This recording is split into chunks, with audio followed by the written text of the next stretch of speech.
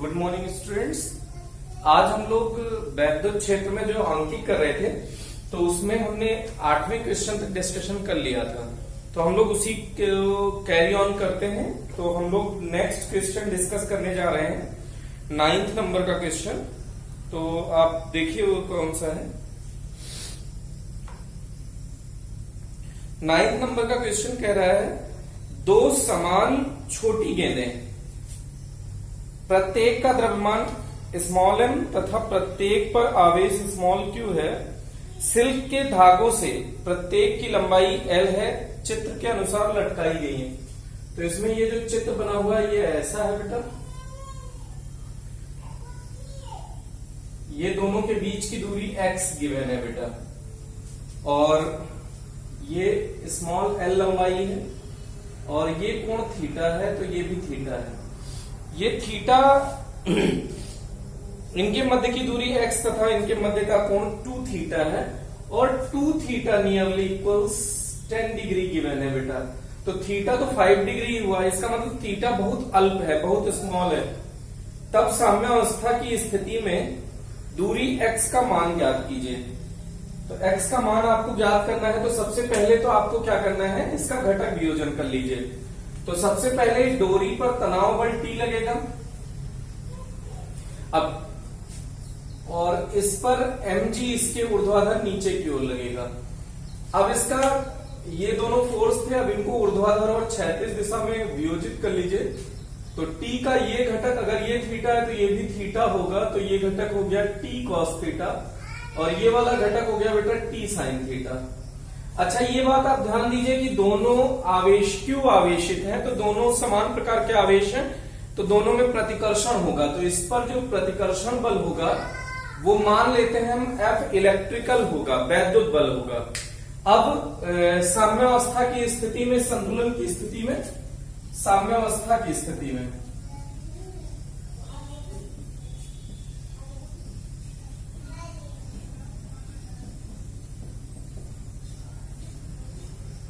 T cos theta equals mg और T sin theta equals fe।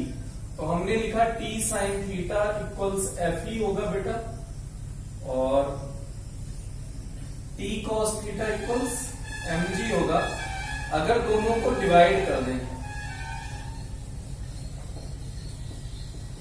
अगर दोनों समीकरण को आप डिवाइड कर दें तो यहां से sin थीटा बटे cos थीटा आ गया tan theta equals fe upon mg। अच्छा, एक बहुत खूबसूरत सी बात यहां ध्यान दीजिएगा कि यदि थीटा बहुत अल्प है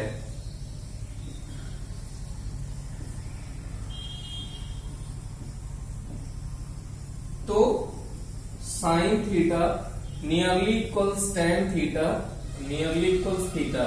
ये टर्म्स कंडीशंस हमने याद किए हैं। तो अब टेन थीटा को हम साइन थीटा से रिप्लेस कर सकते हैं। उसका फायदा क्या मिलेगा, वैसे टेन थीटा होता है लंब बटे आधार।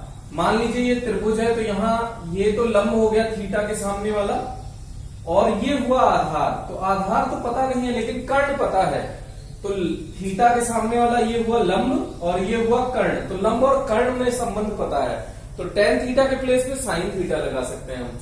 अच्छा, ये टोटल x है, तो यहां से यहां तक की डिस्टेंस x/2 होगी। तो हमको लंब भी पता है और कर्ण भी पता है, तो यहाँ टेन थीटा को रिप्लेस कर देते हैं साइन थीटा से। तो टेन थीटा के प्लेस पे क्या लिख देंगे बेटा, sine theta fe upon mg। Sine theta की वैल्यू क्या होती है, लंब बटे कर्ण। तो लंब कितना है बेटा, x/2 बटे कर्ण कितना है, l।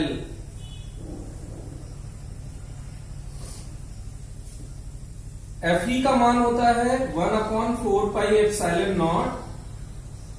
q दोनों पे सेम है, तो q स्क्वायर अपॉन डिस्टेंस का square x square upon mg। अब इसके डिवीजन में 1 कर लीजिए। यहां भी सबसे नीचे वाला सबसे ऊपर, बीच वाला बीच वाले से मल्टीप्लाई हो जाएगा। तो इस तरह से आप इसको आगे देखिएगा। तो हम लोग लिख सकते हैं x/2l equals q square upon 4 pi epsilon not x square सबसे नीचे वाला 1 तो ऊपर से मल्टीप्लाई हो गया, तो यहाँ mg आ जाएगा।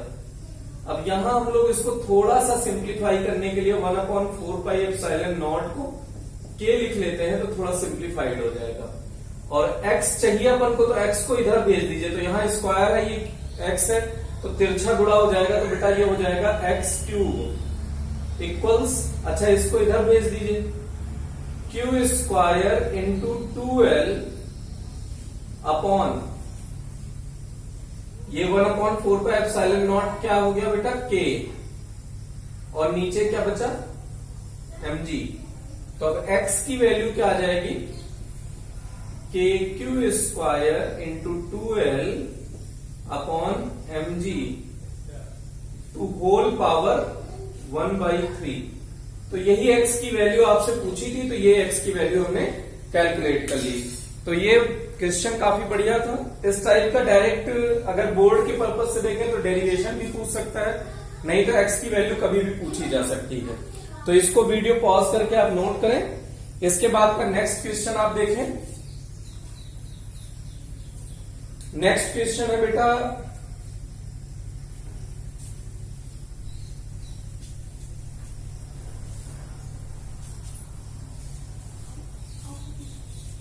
नेक्स्ट क्वेश्चन में कह रहा है किसी निकाय में दो आवेश हैं, एक QA है एक QB है, क्रमशः दो बिंदु हैं A और B, तो निकाय का कुल आवेश तथा वैद्युत द्विध्रुव आघूर्ण ज्ञात कीजिए।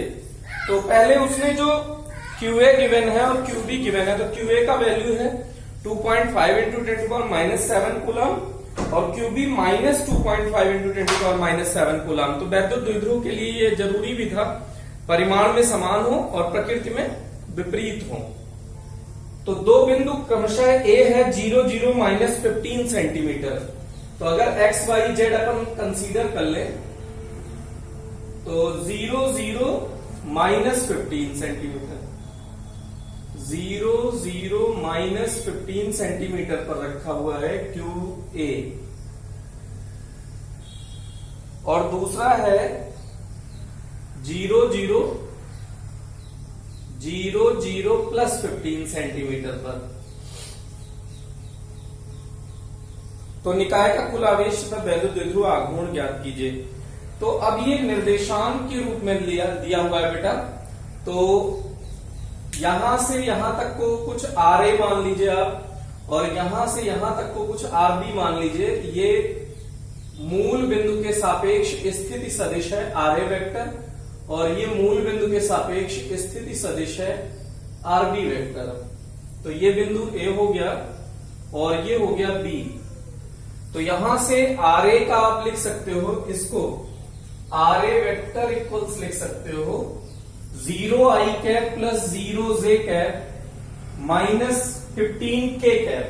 तो 0i कैप 0j कैप लिखने की कोई जरूरत नहीं है, तो -15k कैप अपन ने लिख लिया। और ऐसे ही RB वेक्टर आप लिख सकते हैं 0i cap plus 0j cap plus 15k cap. तो सिर्फ 15k कैप लिख लिया।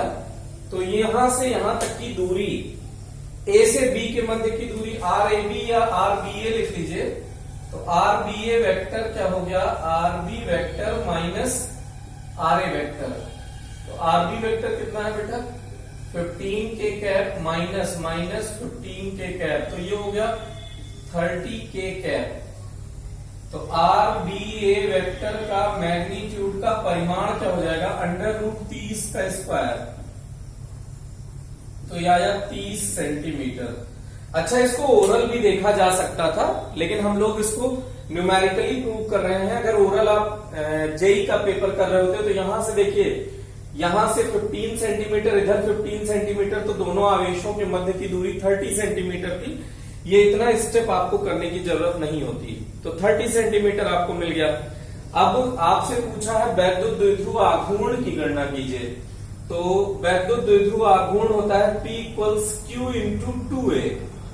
जो आपने ये दूरी निकाली है ये बेटा 2A ही है। RBA वेक्टर 2A है। तो RBA वेक्टर Q कितना है बेटा 2.5 इंटू 10⁻⁷, शायद यही है गिवन। 2.5 इंटू 10⁻⁷ कूलाम में है, एसआई पद्धति में है। इनके मध्य की दूरी 30 सेंटीमीटर है, तो इसको मीटर में कन्वर्ट कर लीजिए। 30 सेंटीमीटर को हमने 30 मीटर में कन्वर्ट कर लिया, तो ये हो गया बेटा। अब 30 से गुणा कर दीजिए, तो 25 के 75 या 75 इंटू 10 टू पावर -9। अब इसके बाद इसको 7.5 आप लिख सकते हैं, तो 10 टू पावर, यहां पे अगर एक पॉइंट लगाया है तो 10 टू पावर -8 हो जाएगा। ये कूलम मीटर हो जाएगा। कभी भी कंफ्यूजन हुआ करे तो ऐसे सोच लिया करें कि 10 से डिवाइड कर दिया, 10 से मल्टीप्लाई कर दिया, तो डिवाइड वाले से तो ये आ गया 7.5, और जो मल्टीप्लाई में 10 है वो 10 इस पावर को कम कर देगा, तो 10 टू पावर -9 से 10 टू पावर -8 मैग्नीट्यूड में बढ़ा देगा, लेकिन हम वैसे बता रहे हैं न्यूमेरिकली देखने में लगेगा कम हो गया। तो ये P वेक्टर आपको मिल गया। अच्छा, इसमें कुल आवेश भी पूछा है, तो कुल आवेश तो 0 होगा, तो कुल आवेश Q नेट क्या होगा, QA प्लस QB।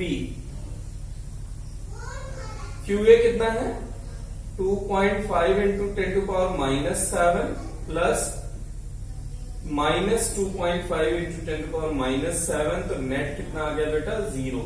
तो ये रहा आपका आंसर। उसके बाद नेक्स्ट क्वेश्चन आप देखें, इसको वीडियो पॉज करके आप नोट करें।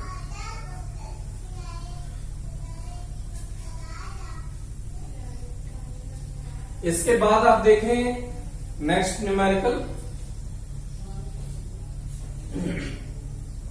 इसमें कह रहा है 4 into 10 to power -9 coulomb metre द्विध्रुव आघूर्ण का कोई वैद्युत द्विध्रुव आघूर्ण दिया है बेटा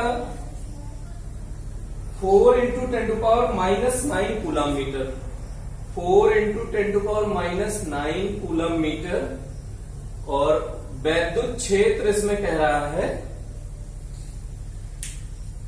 वैद्युत द्विध्रुव परिमाण के किसी एक समान वैद्युत क्षेत्र में क्षेत्र की दिशा से 30 डिग्री पर संरेखित, और वैद्युत क्षेत्र का मान है 5 गुणा 10 की घात 4 न्यूटन पर कूलम, 5 गुणा 10 की घात 4 न्यूटन पर कूलम, और यहां पर थीटा दिया है 30 डिग्री, थीटा आपको गिवन है 30 डिग्री।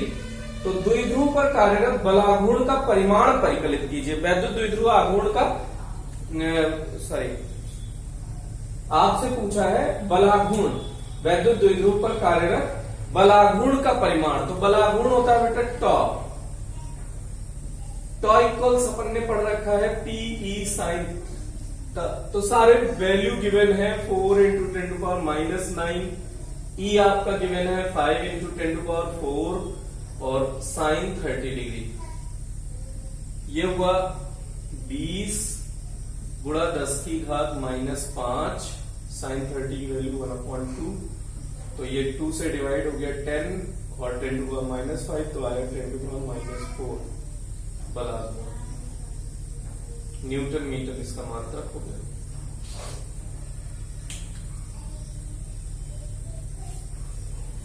अब इसके बाद इसमें नेक्स्ट न्यूमेरिकल देखिए, ये थोड़ा सा सही है और की कंपैरिजन में। नेक्स्ट न्यूमेरिकल है बेटा, उसमें कह रहा है दो बिंदु आवेश Q1 तथा Q2 के मध्य की दूरी 3 मीटर है। दो बिंदु आवेश ले रहे हैं, एक Q1 है एक Q2 है, इनके बीच की दूरी 3 मीटर है। इन आवेशों का योग 20 माइक्रोकूलम है, मतलब Q1 प्लस Q2 20 माइक्रोकूलम है। यदि आवेश एक दूसरे को 0.075 न्यूटन बल से प्रतिकर्षित करते हैं, तो F इक्वल्स गिवन है 0.075 न्यूटन बल से प्रतिकर्षित करते हैं, तो इन दोनों आवेशों का मान ज्ञात कीजिए। तो अब आपको Q1 और Q2 का मान ज्ञात करना है।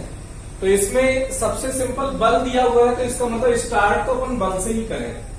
तो F equals 1/4πε0 Q1 Q2 upon R square, तो 9 गुणा 10 की घात 9, बल दिया है 0.075 Q1 इंटू Q2 आप रहने दीजिए, और आर दिया है 3 मीटर, तो उसका स्क्वायर, ये हुआ 9, ये हुआ 9, कैंसिल आउट हो गया बेटा। अब यहाँ पे पॉइंट हटा लीजिए, 000 नीचे आ जाएगा, तो 10 की घात 3 ये हो गया, 10 की घात 9 ये हो गया, 10 की घात 12, तो ऊपर ले जाइए 75 इंटू 10 की घात -12, इसको इधर ले आए हैं, तो 10 की घात 9 और 10 की घात 3, 10 की घात 12 ऊपर जाएगा, 10 की घात -12, ये हो गया Q1 इंटू Q2। अब आपको Q1 इंटू Q2 पता है, Q1 प्लस Q2 पता है, तो एक अपन समीकरण के रूप में अगर बना ले जाए तो इसमें समीकरण सॉल्व हो जाएगा। अगर हम Q1 इक्वल्स इतना अपॉन Q2 लिखते हैं तो ये कॉम्प्लिकेटेड हो जाएगा, द्विघात समीकरण बनेगा, सॉल्व तब भी हो जाएगा, लेकिन उससे इजी तरीका क्या है कि अगर हम लोग ऐसे करें कि अगर हम लोग यहां पे ऐसे करें कि Q1 माइनस Q2 का होल स्क्वायर, अगर Q1 माइनस Q2 निकाल ले जाए तो ये न्यूमेरिकल काफी इजी हो जाएगा। तो Q1 माइनस Q2 का होल स्क्वायर क्या हो जाएगा बेटा, Q1 प्लस Q2 का whole square minus 4Q1 Q2। ये छोटी क्लास में आपने इस टाइप का फॉर्मूला पढ़ा होगा। कैसे देखिए, इसका स्क्वायर क्या होगा बेटा, Q1 square plus Q2 square minus 2Q1 Q2। अगर ये LHS है तो RHS भी यही हो तो सेम हो जाएगा। तो इसका ओपन करिए, Q1 square plus Q2 square plus 2Q1 Q2 minus 4Q1 Q2, तो माइनस 2Q1 Q2 आ गया। तो जितना LHS RHS है उतना ही LHS है, तो ये समीकरण इसका मतलब सही है। अब हमको क्या फायदा मिला इसका कि Q1 प्लस Q2 भी पता है और Q1 Q2 भी पता है। अगर हम ये वैल्यू इसमें सब्स्टिट्यूट करते हैं तो हमको आंसर बहुत इजी वे में मिल जाएगा। Q1 प्लस Q2 की वैल्यू कितनी है, 20 माइक्रोकूलम, 10 की घात -6, उसका स्क्वायर 4। Q1 Q2 की वैल्यू कितनी है बेटा, 75 इंटू 10 टू पावर -12, इसका स्क्वायर करिए तो 20 का स्क्वायर हो गया 400 इंटू 10 की घात -12, 75 का 4 से गुणा कीजिए, 300 गुणा 10 की घात -12, तो यह आ गया 100 गुणा 10 की घात -12। 400 10 की घात -12 कॉमन ले लीजिए, तो 400 माइनस 100 तो 300, तो सॉरी 400 माइनस 300 100, तो 10 की घात +2, 10 की घात -12, तो 10 की घात -10 आ गया। ये Q1 माइनस Q2 का होल स्क्वायर। बेटा अगर Q1 माइनस Q2 का होल स्क्वायर 10 की घात -10 है, तो Q1 माइनस Q2 इक्वल्स क्या हो जाएगा, 10 की घात -5, स्क्वायर जाएगा इधर तो अंडर रूट में हो जाएगा, तो 10 की घात -5 हो जाएगा। अब यहां इसको ऐसे भी लिख सकते हो, 1 इंटू 10 टू पावर -5। वहां देखिए Q1 प्लस Q2 कितना दिया है, इसको कुछ समीकरण 1 मान लीजिए और इसको समीकरण 2 मान लीजिए। 20 इंटू 10 टू पावर -6, तो इसको ऐसे लिख सकते हैं 2 into 10 to power -5। Power same हो जाएगी तो सॉल्व करना इजी रहेगा। अब सीधे सीधे ऐड कर दीजिए आप, तो Q1 से Q2 से Q2 कैंसिल आउट हो गया, 2Q1 आया 3 इंटू 10 टू पावर -5, तो Q1 इक्वल्स आ गया 1.5 इंटू 10 टू पावर -6। अगर इसको ऐसे थोड़ा सॉरी -5 अगर पावर 6 के रूप में लिख दोगे तो ये 15 इंटू 10 टू पावर -6, तो ये हो गया 15 माइक्रोकूलम।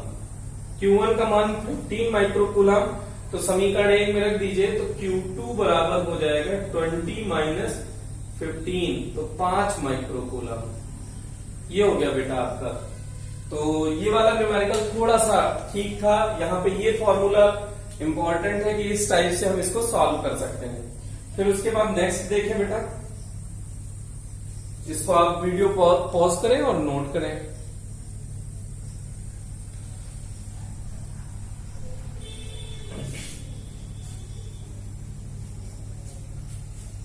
नेक्स्ट क्वेश्चन देखें, 10 की +10 कूलाम तथा -10 कूलाम के दो आवेश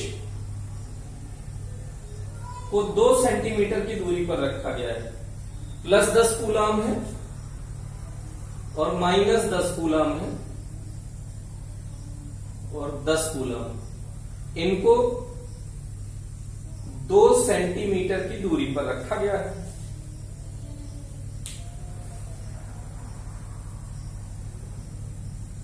इनकी अक्षीय एवं निरक्षीय रेखा पर वैद्युत द्विध्रुव के केंद्र से 60 सेंटीमीटर दूरी पर वैद्युत क्षेत्र की गणना कीजिए। अक्षीय स्थिति में ये केंद्र हो गया इनका बेटा। पहली बात तो ये वैद्युत द्विध्रुव है, इसमें कोई डाउट नहीं है, क्योंकि आवेश परिमाण में समान और प्रकृति में विपरीत है। तो इससे 60 सेंटीमीटर की दूरी पर ये अक्षीय स्थिति है बेटा। यहां पर वैद्युत क्षेत्र की तीव्रता ज्ञात करनी है। तो अब इसमें हम डेरिवेशन पे नहीं जाएंगे, हम सीधे फॉर्मूला जानते हैं। E अक्षीय इक्वल्स होता है 2kp/r³, जहां k क्या है बेटा 1/4πε0। तो 2k की वैल्यू हो गई 9 गुणा 10⁹9।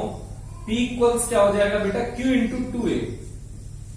q इंटू 2a, 2a क्या है बेटा दोनों आवेशों के मध्य की दूरी r³। 2 इंटू 10⁹9, अच्छा 18 कर लें। 2 इंटू 9 क्या हो गया डायरेक्ट 18 इंटू q की वैल्यू कितनी है, किसी एक आवेश का परिमाण ले लीजिए, 10 कूलम है, उनके मध्य की दूरी 2 सेंटीमीटर है बेटा। 60 सेंटीमीटर पर पूछा है, तो 60 गुणा 10⁻²।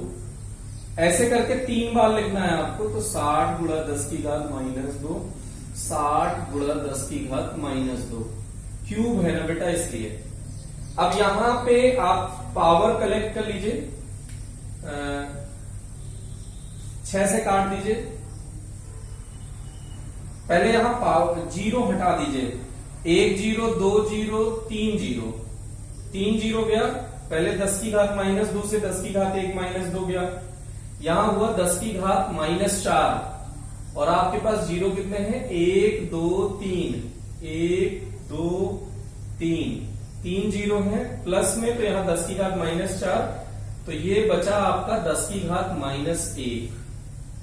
ओके, अब 6 से काटिए, 3 बार गया, 3 से इसको फिर से कट कीजिए, 2 आया, 2 से 2 कैंसिल आउट हो गया, ये बचा आपका 1/6 सिर्फ। अब सारे पावर कलेक्ट करने बेटा, 10⁻10 हो गया ऊपर, लिख लीजिए। अपॉन में क्या बचता है देखिए,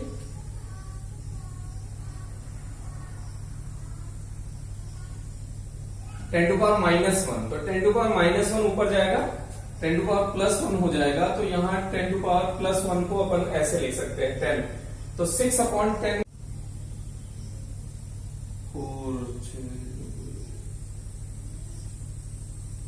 6.666 आता जाएगा, तो 1.67 इंटू 10⁻10 न्यूटन पर कूलम ये आ गया। ई अक्षीय, ई निरक्षीय निकालना है तो kp/r³ होता है। ई निरक्षीय बेटा क्या होगा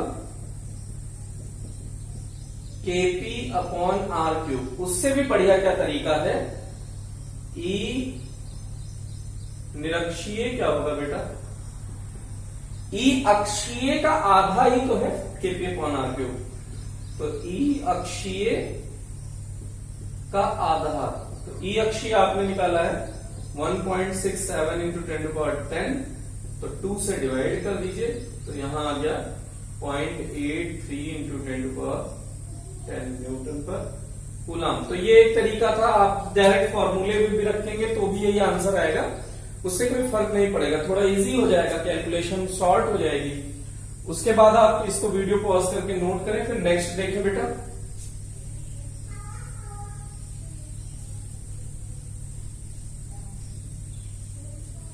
और जो हमने गाउस के नियम के अनुप्रयोग पढ़े हैं बेटा, तो उसमें 5 अनुप्रयोग शायद हमने पढ़ रखे हैं, करीब करीब 5 या 4। तो उन अनुप्रयोग को आप रिपीट करते रहें, क्योंकि वो अनुप्रयोग के बाद हम रुक इसलिए गए हैं। 2 अनुप्रयोग हैं, उसको हम एक तो बुलबुले का संतुलन है और एक कोई और है शायद। तो ये बड़े सिंपल अनुप्रयोग हैं। हाँ, वैद्युत दाब था, तो 2 अनुप्रयोग यही बचे हुए हैं, तो ये काफी सिंपल है। इसको हमने इसीलिए रोक दिया है, ब्रेक कर दिया है, जिससे कि आप वो पिछला वाला पोर्शन अच्छे से ग्रिप कर सके, अच्छे से दिमाग में बिठा सके।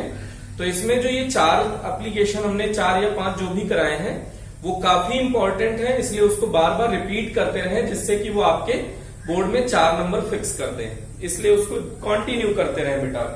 फिर उसके बाद हम लोग इसमें नेक्स्ट क्वेश्चन देखते हैं बेटा। 2 समान बिंदुवत आवेश Q जो परस्पर कुछ दूरी पर रखे गए हैं, 2 समान आवेश हैं Q और Q परस्पर कुछ दूरी पर रखे गए हैं, तो R दूरी मान लीजिए या X दूरी मान लीजिए, कुछ भी मान लीजिए।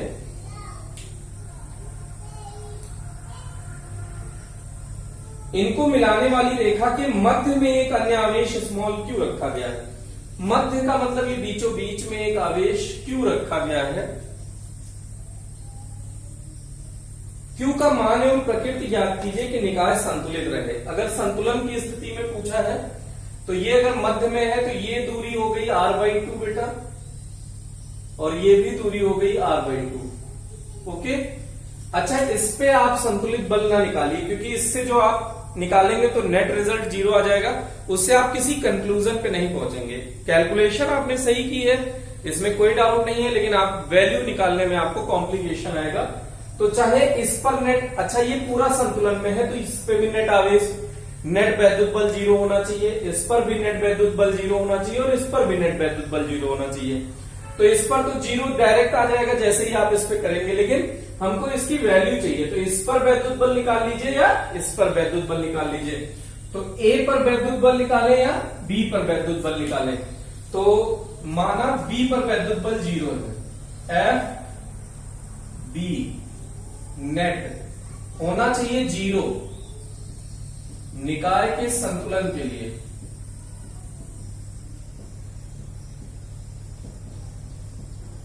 FB पे कौन कौन फोर्स लगा रहा है, एक तो स्मॉल q लगा रहा है, इसको कुछ O नाम दे दीजिए। तो force on B due to O plus force on B due to A, यही दो लोग फोर्स लगा रहे हैं। अगर ये इक्वल 0 आ जाए तो इसका मतलब निकाय संतुलन में होगा। तो force on B due to O कितना है बेटा, यहां से यहां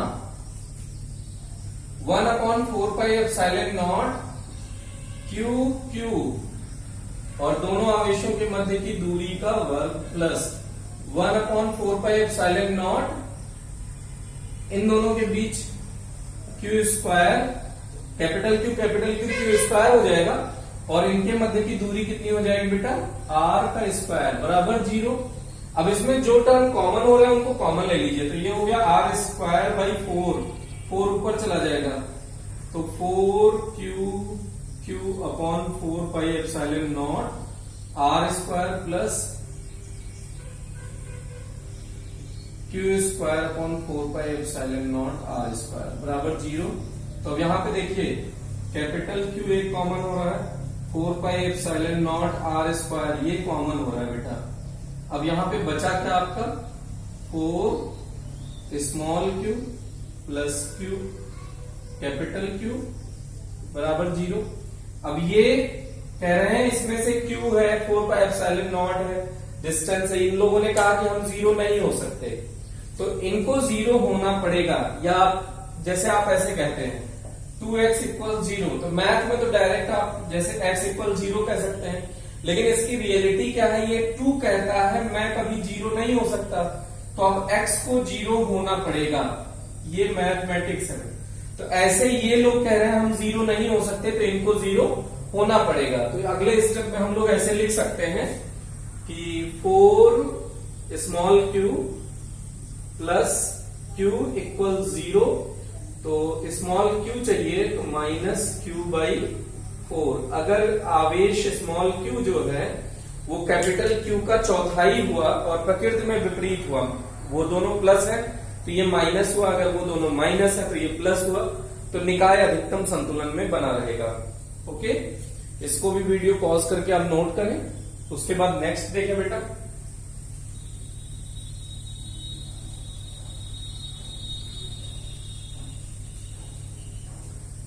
नेक्स्ट क्वेश्चन क्या है बेटा, एक समान वैद्युत क्षेत्र में प्रोटॉन, ड्यूट्रॉन एवं अल्फा कण के त्वरण का अनुपात ज्ञात कीजिए। क्या क्या है बेटा? प्रोटॉन, ड्यूट्रॉन और अल्फा कण, प्रोटॉन, ड्यूट्रॉन और अल्फा कण के त्वरण का अनुपात पता करना है। तो एक समान वैद्युत क्षेत्र में अगर इन पर लगने वाला बल F इक्वल्स ma है और F इक्वल्स वैद्युत क्षेत्र एक समान रूप से है तो F इक्वल्स QE, तो ma को आप QE के इक्वल कर सकते हैं। दोनों समीकरण अगर बल के ही है तो ma इक्वल्स QE, तो आपको त्वरण चाहिए तो A equals QE upon m, तो आपके ये त्वरण का फॉर्मूला हो गया बेटा। अब आप इसको कैसे कैलकुलेट करेंगे? एक्सीलरेशन ऑफ प्रोटॉन, तो चार्ज ऑन प्रोटॉन वैद्युत क्षेत्र into mass upon mass of proton, तो चार्ज ऑफ प्रोटॉन क्या है? E है, इलेक्ट्रिक फील्ड तो कैपिटल E है, मास ऑफ प्रोटॉन है 1.67 इंटू 10⁻27 kg। ये तो हो गया एक्सेलरेशन ऑफ प्रोटॉन। इसी प्रकार एक्सेलरेशन ऑफ ड्यूट्रॉन आप निकाल सकते हैं। तो इसी फॉर्मूले से Q of deuteron E into mass of deuteron, तो Q चार्ज तो उतना ही होता है क्योंकि 1h2 इसका फॉर्मूला होता है, तो चार्ज तो हुआ 1 E के बराबर। मास क्या हो गया? डबल हो गया बेटा। मास कितना हो गया? हाइड्रोजन या प्रोटॉन के तुलना में इसका 1 होता है, इसका 2 होता है, 2 इंटू मास ऑफ प्रोटॉन। तो इसको भी अभी मास ऑफ प्रोटॉन रहने दीजिए। मास ऑफ प्रोटॉन के फॉर्म में ही अपना आंसर निकालना चाहते हैं। फिर एक्सेलरेशन किसका पूछा है? और अल्फा का। तो एक्सेलरेशन ऑफ अल्फा कैसे लिखोगे बेटा? Q ऑफ अल्फा वैद्युत क्षेत्र इंटू मास ऑफ अल्फा, ये होता है 2He4। तो इस पर चार्ज कितना है? डबल है, 2 इलेक्ट्रॉन के बराबर चार्ज है, वैद्युत क्षेत्र E है और द्रव्यमान है 4 गुना बेटा प्रोटॉन का, तो 4 इंटू मास ऑफ प्रोटॉन।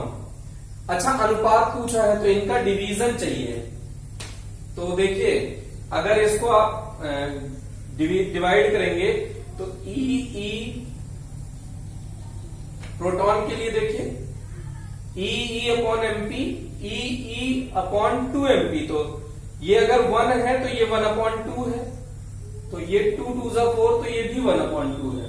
तो acceleration of proton is to acceleration of deuteron is to acceleration of alpha 1:1/2 अनुपात 1/2।